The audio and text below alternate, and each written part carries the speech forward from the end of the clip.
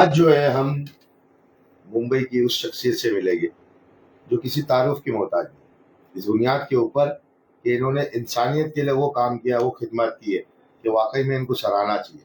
एक आमदार और एक खासदार और एक कॉरपोरेटर ना होते हुए ऊपर वाले ने इनसे वो काम लिया, उस जज्बे के साथ काम लिया, उस जज्बे के साथ काम लिया। क्या प्रॉब्लम है? नहीं तो मेरे से बाद में ले लो। आज हम जो है मुंबई की उस शख्सियत के साथ बैठे हैं जिसने इंसानियत के लिए वो काम किया है, सिर्फ अपने एरिया के लिए नहीं बल्कि पूरे के पूरे मुंबई के लिए एक फिक्र लेके चली।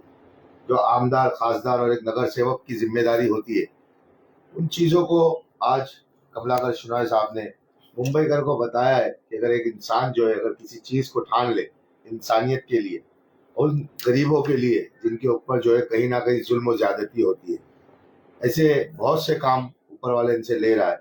हम जो है आज सर के साथ में बैठे। सर, हम आपको सबसे पहले तो सलाम पेश करते हैं क्योंकि आप जो है वो सारे काम और किसी मतलब एक तो चीज़ होती है धर्म के बिना, वो सारी चीज़ों को आप कर रहे हैं। हम बहुत बहुत शुक्रगुजार हैं सर आपके, बहुत मतलब हम बता नहीं सकते सर कि जिस तरीके से एक तो स्मार्ट मीटर को लेकर, हैंकॉक ब्रिज को लेकर, सबसे बड़ा काम जो है TDDL कर का जो इलेक्ट्रिसिटी का था। सर इसके बारे में आप बताइए, जो ये जज्बा, ये फिक्र किस तरीके से आपके अंदर मतलब सर आई? सर नमस्कार सभी को। मैं पहले से एक बिजनेसमैन था, मगर बिजनेस में मुझे बहुत लोगों ने फंसाया और उसमें मैं कोर्ट कचहरी में जाने लगा और हमें हारते गया वहाँ उस दौरान। ये मैं 93 से बात कर रहा हूँ। फिर 2015 तक कानून का काफी मुझे नॉलेज आ गया और फिर 2012 में मैंने पहले ट्रांसपोर्ट लॉस रिकवरी BST हमसे ट्रांसपोर्ट BST बसेस का लॉस हमसे ले रही थी। और दुर्भाग्य की बात है कि जहां हमारे पूरे बंबई में नामदार, आमदार, कामदार सब थे, मगर किसी की हिम्मत नहीं हुई कि ये लोगों का जो 25 से 30 तक का इलेक्ट्रिसिटी बढ़ जाती थी उसको कम करने का किसी आमदार, खासदार, कॉर्पोरेटर ने नहीं किया। और हम सुप्रीम कोर्ट तक लड़के उसको 2016 में उसको हमने कम किया। ये मेरी पहली जीत थी और पब्लिक लाइफ में। 36%, हाँ। बहुत बड़ा मतलब 30% आपने मुंबई कर का मतलब पूरे मुंबई कर का आपने 30% जो है लॉस्ट उसको कवर किया। जैद भाई, आप मतलब किस तरीके से इन कामों को देखते हैं कि एक आमदार, खासदार और एक नगर सेवक उस चीजें तक के नहीं पहुंच पाता है, लेकिन ऊपर वाला जब हिम्मत देता है तो इन चीजों को लेकर जिस तरीके से ये पब्लिकली काम कर रहे हैं। देखिए, कमलाकर शनाय जी की आज याद क्यों आई? इसलिए मेरे एक दोस्त है, उन्होंने फोन किया। मैं इंट्रोड्यूस करता हूँ, ये मेरे दोस्त है जहीद साहब और ये मेरे दोस्त है खतीब साहब। मेरे बहुत मुझे बचपन से काफी हेल्प किए इन्होंने। हेल्प नहीं, आपके काम को सैल्यूट है सर। तो उस बंदे ने फोन किया कि यार कमलाकर शनाय जैसे लोग मुंबई में है, ये मुंबई की खुशकिस्मती है।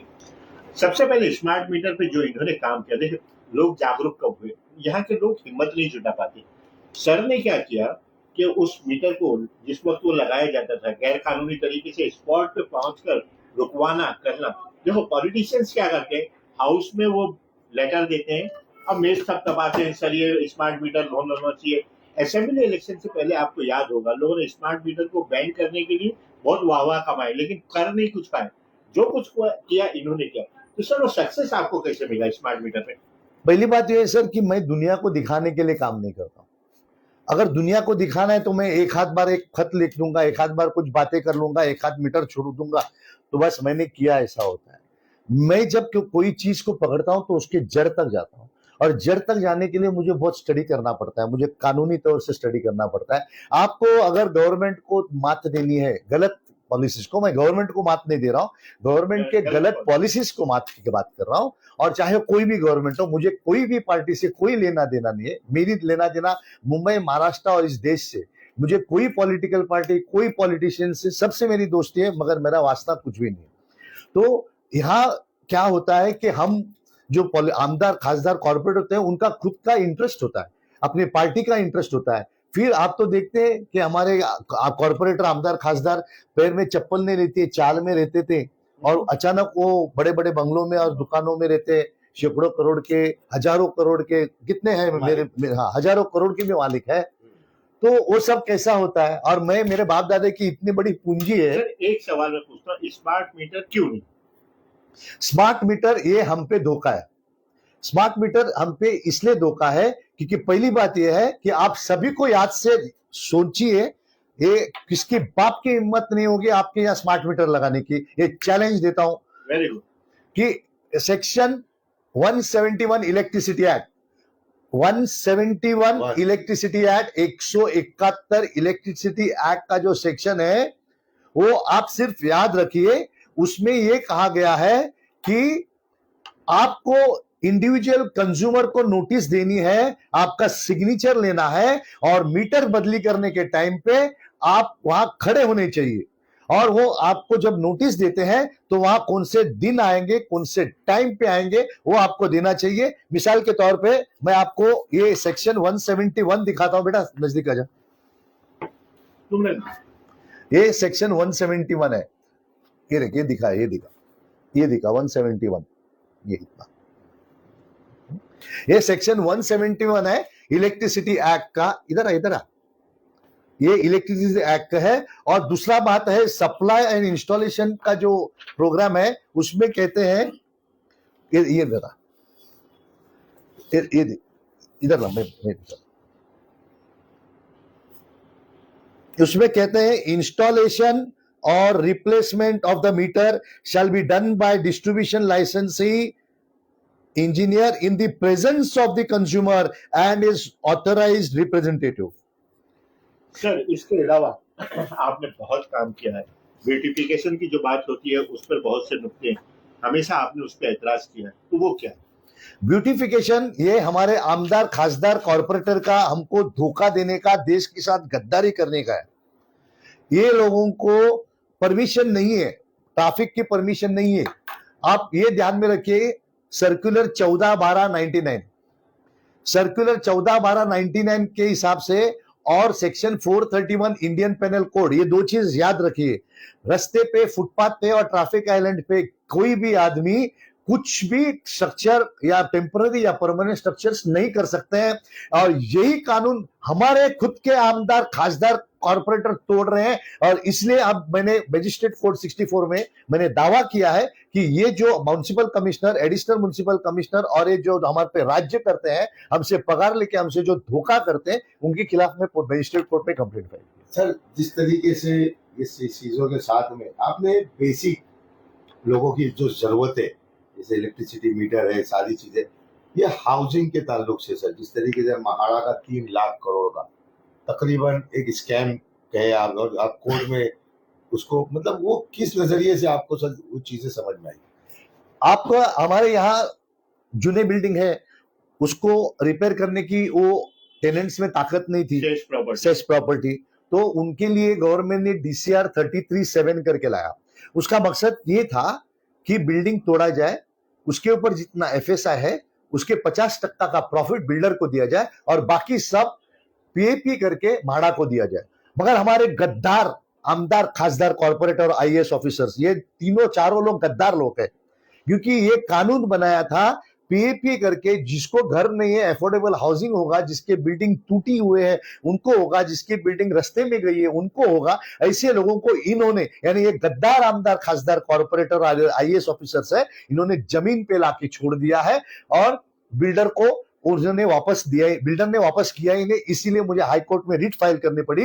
रिट में कोर्ट ने मेरे फेवर में ऑर्डर दिया और IAS ऑफिसर्स के खिलाफ FIR रजिस्टर करने के लिए दिया। मगर हमारे गद्दार IAS IPS officers, IAS officer और हमारे आमदार खासदार कॉर्पोरेटर ने इसके खिलाफ सुप्रीम कोर्ट में SLP दाखिल की, जबकि वो हाईकोर्ट के ऑर्डर इनको प्रेशर करके इंप्लीमेंट करना था। सर ब्यूटिफिकेशन के मुद्दे पर एक चीज रहेगी कि रोड पे जो वाचनालय के नाम पर वो बनाया जा रहा है फुटपाथ, वो सिर्फ उसका मकसद ये होता है कि किसी भी तरीके से बनाने वाले का एडवर्टीजमेंट हो, पियाओ बनाया जाता है, उस पर लोग नाम डाल देते हैं।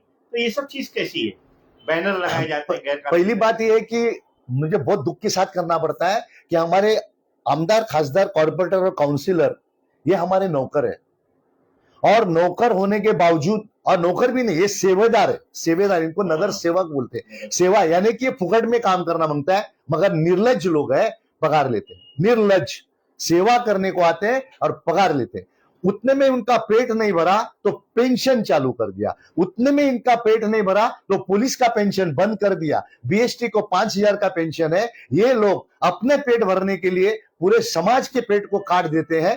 और दूसरी बात आपने क्या बोले, हाँ, वोट के, और हाँ, तो ये पगार भी लेते हैं, पेंशन भी लेते हैं, सेवा का भाव भी लेते हैं, और ये हमसे गद्दारी करते हैं। ये पोस्टर्स है, ये बैनर्स है, ये कानूनी में उसको डिफेसिंग करते हैं, उनके ऊपर एफआईआर रजिस्टर हो सकता है। और मैं सभी को निवेदन करता हूं कि आप ऐसे कभी पोस्टर देखें तो आप वार्ड ऑफिसर पे केस कीजिए और उस आमदार खासदार कॉर्पोरेटर पे भी केस कीजिए। मैं आपको पूरी तरह से उसकी ड्राफ्टिंग करने के लिए हेल्प करूंगा। ये गंदगी है, ये इनको कोई भी अधिकार नहीं है, क्योंकि ये इनका पैसा नहीं है, ये हमारा पैसा है। ये नौकर को हमारा पैसा वापर के अपना नाम रखने का कोई भी अधिकार नहीं। सर, ये रास्ते में जो प्याव बनते हैं, शेख भाई आप क्या पूछे?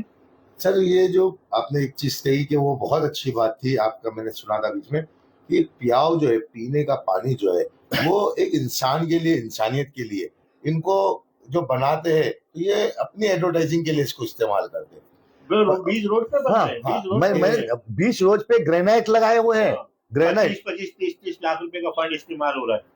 रस्ते पे कोई भी चीज गलत है, आप लोग कंप्लेंट फाइल कीजिए, मैं आपको हेल्प करूंगा। क्योंकि मैं पहली बात यह है कि मैं किसी भी आमदार खासदार कॉर्पोरेटर पर्सनल लेवल पे किसी भी नहीं है, मैं पर्सनल लेवल पे, मगर जो भी रस्ते पे, फुटपाथ पे और ट्रैफिक आइलैंड में जो जब इलीगल कंस्ट्रक्शंस करता है, वो देश के खिलाफ काम करता है, वो हमारे साथ में नहीं काम करता है।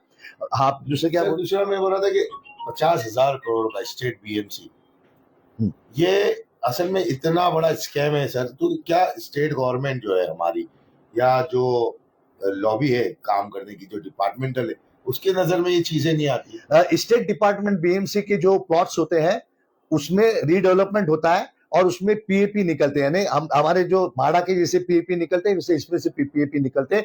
ये पीएपी बेचने का अधिकार नहीं है और वो रिजर्व प्लॉट में सेल बिल्डिंग बांधने का अधिकार नहीं है, मगर फिर भी हमारे आमदार खासदार कॉर्पोरेटर वहां सेल बिल्डिंग बांधने के लिए आंख बंद करते हैं और वो जो जगह पीएपी के लिए वापरना होता है उसको ये बेचते हैं बिल्डर को कम दामों में। 92 सीसी एमएमसी कहता है कि मार्केट रेट में बेचना चाहिए, ये रेडी रेकनर का 80% में बेच रहे हैं और इसलिए सभी लोग हमसे धोखाधड़ी कर रहे हैं। और आज ये मुंबई की हालत के लिए सिर्फ 3-4 लोग जवाबदार है, हमारे आमदार, हमारे खासदार, हमारे कॉर्पोरेटर, हमारे आईएएस ऑफिसर्स। ये सबसे बड़ा है, ये मुंबई को बर्बादी के कारण है। ये सारी चीजों को देखते हुए सर, हमको एक चीज तो समझ में आती है कि जिस तरीके से आपने जेजे के फ्लाईओवर के नीचे का जो ब्यूटिफिकेशन है, हैंकॉक ब्रिज के ऊपर आपने काम किया, करनाक ब्रिज के ऊपर काम किया, ये जो स्कैम्स होते हैं, जैसे कि आपने जेजे के ऊपर, आप शायद उसके ऊपर पिटीशन भी फाइल किया। जेजे फ्लाईओवर नीचे जो ये है ब्यूटिफिकेशन, वो बिल्कुल गलत है। यहां तक कि हमारे म्युनिसिपल कमिश्नर को मैंने आरोपी बनाया है, उसमें नोटिंग में बी वार्ड ने को मैंने बताया सब कानून, वो डर गए बेचारे, तो उन्होंने म्युनिसिपल कमिश्नर गगरानी के पास भेज दिया कि हमको इसमें सिखाओ क्या करने का, तो गगरानी ने साइन नहीं किया उसमें। अच्छा। हाँ, और उनके जो असिस्टेंट है OSD officer special duty mister चोरे ने क्या बोला है, लिखा और साइन किया कि वार्ड ऑफिसर को, चंदन सिंह वार्ड ऑफिसर थे, उनको लिखा है कि आपको हमने ओरली इंस्ट्रक्शन दिया, वैसा काम करो। मैं बोला ये दुनिया में ओरल इंस्ट्रक्शंस कहां से चलता है? अगर आपको लिख के मांगते हैं परमिशन तो आप ओरल परमिशन कैसे दे सकते हैं करके ये हमने कोर्ट को दिखाया कि हमारे आईएएस ऑफिसर्स कौन से हद तक गिर सकते हैं, हमारे आमदार खासदार कॉर्पोरेटर कौन से हद तक गिर सकते हैं कि यही कानून बनाते और यही कानून की धज्जियां उड़ाते। उस तरीके से सर, जिस तरीके से जो ब्रिजेस थे, जिससे 3 ब्रिजेस को आपने जो डेमोलिशन से बचाया, वो मतलब इनके पास इतना लॉ नहीं है। एक मुंबई का जब चीजों को समझ सकता है तो ये आईएएस आईपीएस ऑफिसर जो भी है, और उस चीजों को किस तरीके से सर एक मिनट, ये हैंकॉक ब्रिज, अगर वो हैंकॉक ब्रिज पर भी मतलब वो अगर फौरन वो होता तो वो नहीं टूटता, कितने सालों बाद बना और कितने लोग उसमें एक्सीडेंट मर गए। और वो ब्रिज को जो 3 ब्रिज का आपने रुकवाया है, फिर उसके बाद में क्या हुआ बताइए आप। हाँ, हैंकॉक ब्रिज जो है वो बिल्कुल गलत तरीके से तोड़ा है, क्योंकि वो डेंजर नहीं होते हुए भी उसको तोड़ा। ऐसे 5 bridge, Carnac bridge, Queens bridge, Garden bridge, ऐसे 5 ब्रिज थे, चिंचपोकली, करी रोड और बाइकला, और अपने ये 2 ब्रिज। ये 5 ब्रिज जो एक साथ तोड़ने वाले थे, हमारे आमदार, खासदार, कॉर्पोरेट की अक्ल देखिए। 5 ब्रिज साउथ बॉम्बे के एक साथ तोड़ने वाले थे, और आईएएस की भी अक्ल देखिए। तो मैंने इमीडिएटली हाईकोर्ट में रिट फाइल किया। तो रिट फाइल करने का 2 दिन में इन लोग शनिवार और रविवार को बंद करके किया, और बोर्ड लिखा था कि 7 महीना लगेगा बोर्ड ब्रिज को तोड़ने को, आपको याद होगा। तो नवंबर में लिखा था कि मई महीने तक हम तोड़ने वाले हैं। मेरा पीआईएल गिरते ही उसी दिन 2 दिन में, शनिवार रविवार को 48 घंटे में पूरा तोड़ दिया। मगर मेरे पीआईएल की वजह से कर्नाक ब्रिज बच गया, और जो 3 ब्रिज तोड़ने वाले थे वो भी बच गए। और मुझे लेटर लिखा है उन्होंने कि वो 3 ब्रिज अच्छे हैं। तो इसका मतलब ये सब हम पे धोखा, हमारे आमदार, हमारे खासदार, हमारे कॉर्पोरेटर, हमारे आईएएस हम पे धोखाधड़ी कर रहे हैं। सर एक सवाल, वो आखिरी होना चाहिए, लेकिन उसके पहले आप कुछ अगर पूछ रहे हो। मेरा ये कहना है सर कि ये जो जज्बा, ये जो शौक है, इनसे लोगों को इंस्पायर होना चाहिए कि आपकी एक मेहनत है इस दौर के अंदर इस तरीके का काम करना, बेलॉस काम करना। एक तो ये रहता है ना कि लोग जो है एक प्रोफेशनल बना देते हैं, लेकिन हमने आपको देखा है, आपका बैकग्राउंड देखा है, अल्लाह के फजलो करम से, ऊपर वाले के करम से, कि आप किसी की चाय के मोहताज नहीं है। और अल्लाह आपको जो है इसी तरीके से हमेशा रखे। हमारी दुआ रहेगी कि आखिर हम कब जागेंगे सर। और इसके साथ में कि हमारा आमदार, खासदार, नगर सेवक कैसा होना चाहिए। पहली बात यह है कि हमारे आमदार खासदार को ये सेवा करके आना चाहिए। हमारे आमदार खासदार जो करोड़ों रुपया खर्चा करके आते हैं, वो ये देश की सेवा कर ही नहीं सकते, वो देश को लूटने के लिए आ रहे हैं। दूसरी बात यह है कि आजकल नया ट्रेंड निकला है कि हमारी बीवी, हमारे भाई, हमारे चाचा, आप देख रहे हैं कि पूरा पूरा साउथ में एक फैमिली का है, बाद में दूसरी जगह उसके अपने चमचे हैं। तो ये देश को लूटने का एक कॉन्स्पिरेसी है। ये कॉन्स्पिरेसी मतलब सब साथ में मिलके, आप अगर साथ अभी जागरूक नहीं होगे तो अगले इलेक्शन में सब पार्टी एक साथ आएंगे, बोलेंगे तुम उधर अनापोज, तुम इधर अनापोज, और तुम्हारा वोटिंग बंद हो जाएगा। जो मजबूत पार्टी है वो सबसे ज्यादा सीट रखेगी, बाकी जो चमचे लोग रहेंगे उनको सीट बांटेंगे। आप देखते रह जाओगे और आपको हर टाइम लूटते जाएंगे। हमारे को लूटने के लिए अभी पाकिस्तान और चाइना की जरूरत नहीं है। हमारे जो आमदार, खासदार, कॉर्पोरेटर जो पैसा करोड़ों रुपया खर्चा करते हैं, जो सीट के लिए मारामारी करते हैं, सेवा करने को मैं सेवा कर रहा हूं, मुझे कॉर्पोरेटर बनने की जरूरत ही नहीं है। मैं जो कॉर्पोरेटर, आमदार, खासदार ने आज तक काम नहीं किया वो मैंने किया है, मेरे ग्रुप ने किया। मेरा पेटिशन ग्रुप नाम का एनजीओ है, मेरे ग्रुप ने और मैंने मिलकर ये काम किया। मैं चैलेंज करता हूं किसी आमदार, खासदार, कॉर्पोरेटर को कि आप मेरा काम करके दिखाओ। मैं अहंकार से बात नहीं कर रहा हूं, मैं आपको इसके लिए ललकार रहा हूं कि आपके अंदर की जो जज्बात है वो जागरूक हो जाए कि एक आदमी किसी पावर के बगैर कर सकता है तो आप पावर के साथ क्या कर सकते हो। ये देखिए, कमलाकर जी की बात से साफ साफ जाहिर होता है कि जहां पर खासदार, नामदार, आमदार, नगर सेवक और आईएएस ऑफिसर्स, उसके अलावा इसको पीछे चलाने वाले कॉन्ट्रैक्टर लॉबी जो पूरा देश चलाते हैं, पूरा महाराष्ट्र चलाते हैं, पूरा महाराष्ट्र चलाते हैं, पूरा मुंबई महानगर पालिका चलाते हैं। तो ये जो गठजोड़ है कॉन्ट्रैक्टर लॉबी का और ये लोगों का, वो देश को किस तरफ ले जाएगा, वो हम लोगों को जरूर सोचना चाहिए। और हमारा नगर सेवक पढ़ा लिखा होना चाहिए, अच्छा होना चाहिए, ईमानदार होना चाहिए। एक मिनट, आप जब भी आपके पास कोई भी इलेक्शन के लिए आए, अकेले वो आपके घर पे आते हैं, मत आने दीजिए। आपके उनको बोलिए आप टाइम ले लो, पूरा बिल्डिंग नीचे उतरिए, पूरा बिल्डिंग नीचे उतर के आप सवाल कीजिए। मैं आपको सवाल देता हूं, वो सवाल कीजिए, उसका रिकॉर्डिंग कीजिए। आप एक एक को मिलते हैं, वो आपको सलाम करते हैं, आप झुकते, काम हो जाता है। नहीं, ये हमारे नौकर है। सवाल करो कि हैंकॉक ब्रिज क्यों नहीं हो रहा। हमारे एरिया की आज बात कर रहा हूं, हैंकॉक ब्रिज क्यों नहीं हो रहा है। हमारे यहाँ सांस लेने को भी नहीं, तो आप हमारे आमदार, खासदार ने अभी तक रास्ते तोड़ने कैसे दिए। बाइकला का ब्रिज तोड़ा हुआ है तो बन रहा है, हैंकॉक ब्रिज नहीं हुआ है, ट्रैफिक जाम है, तो यहाँ आपने कैसे रास्ते खोदे हैं। ये हमारे आमदार, खासदार, कॉर्पोरेटर को सवाल कीजिए। अगर ये बेसिक नॉलेज इनके पास नहीं है तो ये इलेक्शन में क्यों खड़े रहते हैं। सबसे पहले और बहुत अहम बातें हुई, हम बहुत बहुत शुक्रगुजार है सर आपके।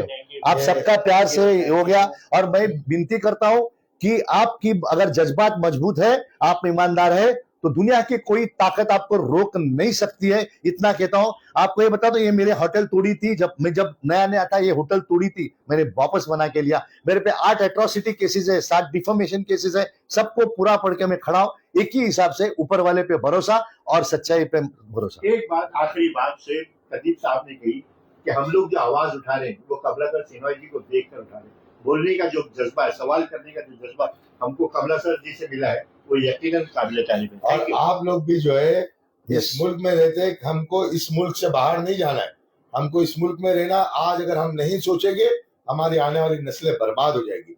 अपनी नस्लों की, अपने आने वाली बच्चों की आपको फिक्र करनी है और ऐसे लोगों की जो है आपको सराहना करनी है। जज़ाकल्लाह। जय हिंद। जय हिंद। जय हिंद। कितना मिनट हो सर? कितना मिनट? हाँ